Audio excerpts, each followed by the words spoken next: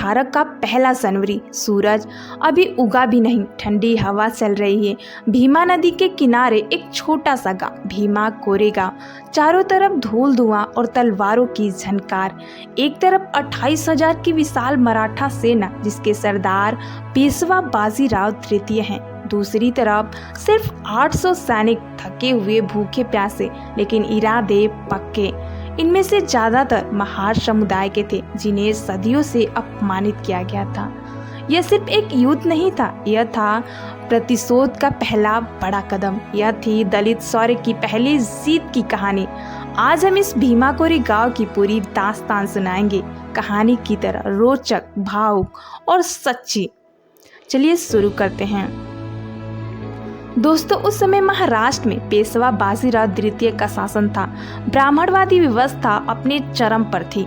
महार, मांग, मातंग जैसे दलित समुदाय को अछूत माना जाता था। शहर में घुसने के लिए उन्हें कमर में झाड़ू बांधनी पड़ती थी ताकि उनके पैरों के निशान मिटते जाएं।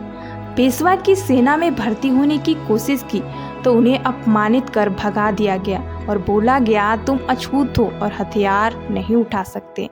लेकिन इतिहास ने करवट ली। अंग्रेज ईस्ट इंडियन कंपनी ने मराठा साम्राज्य पर हमला कर दिया। तीसरा अंग्ला मराठा युद्ध छिड़ गया। पेशवा बाजीराव पुणे पर हमला करने की तैयारी कर रहे थे।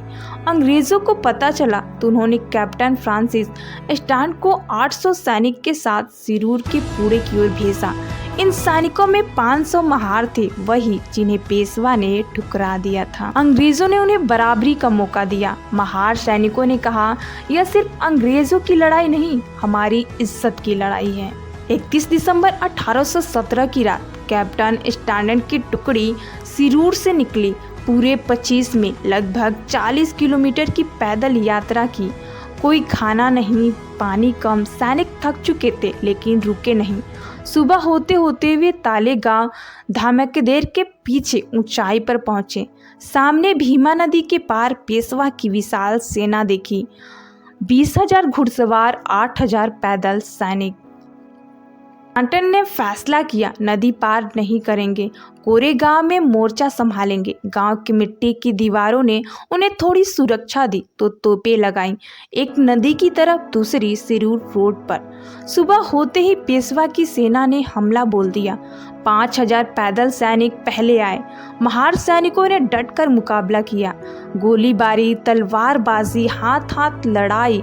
12 घंटे तक युद्ध चला। धूप तेज हो गई, प्यास लगी, लेकिन महार सैनिक नहीं झुके। कर साथी गिरते गए। 275 सैनिक शहीद हुए, बहुत से घायल हुए, जिनमें 22 महारों के नाम आज भी जय स्तंभ पर अंकित हैं। पेशवा की सेना बार बार हमला करती, लेकिन हर बार टूटकर वापस लौटती। आखिरकार शाम को पेशवा की सेना पीछे हट गई।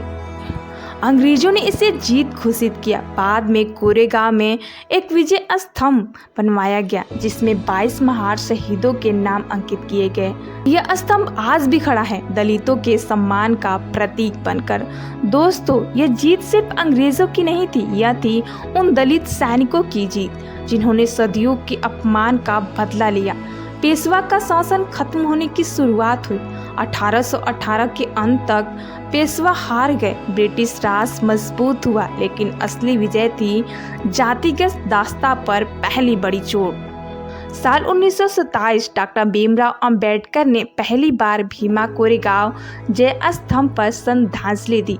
हजारों दलित उनके साथ थे। उन्होंने कहा, यह जगह शौर्य भूमि है, यह हमारे पूर्वजों ने शत्रु से लड़कर इज्जत जीती थी। उस दिन से 1 जनवरी को विजय दिवस या शौर्य दिवस के रूप में मनाया जाने लगा। हर साल लाखों लोग यहाँ आते हैं, नीली झंडियाँ लहराते हैं, जय भीम के नारे लगाते हैं। यह सिर्फ इतिहास नहीं बल्कि संघर्ष का जीता जागता प्रतीक बन गया। दोस्तों, भीमा कोरेगांव की यह कहानी हमें सिखाती है, चाहे कितनी भी छोटी ताकत हो, अगर इरादे मजबूत हो, न्याय के लिए लड़ो तो जीत मिल ही जाती है। यह अपमानितों की आवाज बन गई। आज भी यह हमें याद दिलाती है, संघर्ष जारी है लेकिन शौर्य कभी खत्म नहीं होता। जय भीम जय भारत। अगर आपको यह कहानी पसंद आई तो लाइक, शेयर और सब्सक्राइब जरूर करें। कमेंट में बताएं कि आपको लगता है कि भीमा कोरेगांव दलित इतिहास का सबसे बड़ा मोमेंट है। मिलते हैं अगले वीडियो में। धन्यवाद।